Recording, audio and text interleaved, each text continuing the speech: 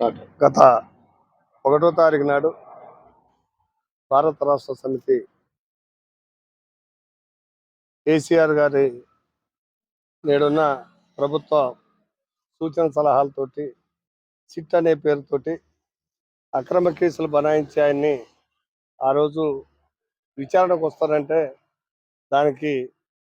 BRS party KTR గారు, హరీష్ రావు గారు స్వచ్ఛందంగా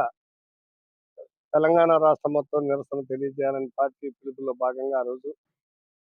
ఖమ్మం నగర అధ్యక్షుడైనటువంటి పగడాల నాగరాజు గారు, ఇంకా సహచరులు ఉపేందర్, వెంకట్, మాటేటి కిరణ్ ఇలా అందరం కలిసి వేలాది మంది మోటార్ సైకిళ్లతో ర్యాలీ చేసి శాంతియుతంగా కేసీఆర్ గారిని అరెస్ట్ చేయడం అనేది తప్పుడు విధానం. ఆయన తప్పు చేసి ఉంటే ఎప్పుడో సుప్రీంకోర్టే సూచన ఇచ్చేది, సుప్రీంకోర్టే సిట్టు అలాంటి అక్రమ కేసులు ఏం లేవు అని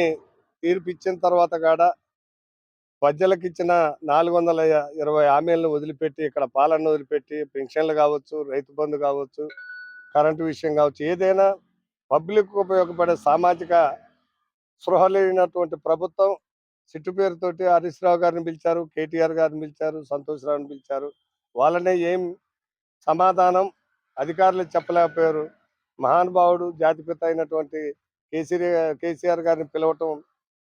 దానికి నిరసనగా ర్యాలీ చేస్తూ ఉంటే శాంతియుత ర్యాలీలో అనుకోకుండా ఆ రోజు పోలీసులు కార్యకర్తలంతా ప్రభుత్వ దిష్టి బొమ్మను తగలబెట్టడానికి వస్తే ఆ రోజు పోలీసులు అత్యుత్సాహంతో కొంతమంది చేసిన దానికి ఒక 10 మంది మీద కేసులు చేయటం జరిగింది. ఇటువంటి కేసులు ఎన్నైనా పోరాటానికి కొత్త కాదు. ఎప్పటి నుంచో తెలంగాణ ఉద్యమంలో పోరాడినటువంటి తెలంగాణ సైన్యం, బీఆర్ఎస్ సైన్యం ఎన్ని కుట్ర కేసులు పెట్టినా వాటిని ఛేదించి కోర్టుల ద్వారా పరిష్కారం వైపు పోయి భవిష్యత్తులో తెలంగాణ రాష్ట్ర సమితి కేసీఆర్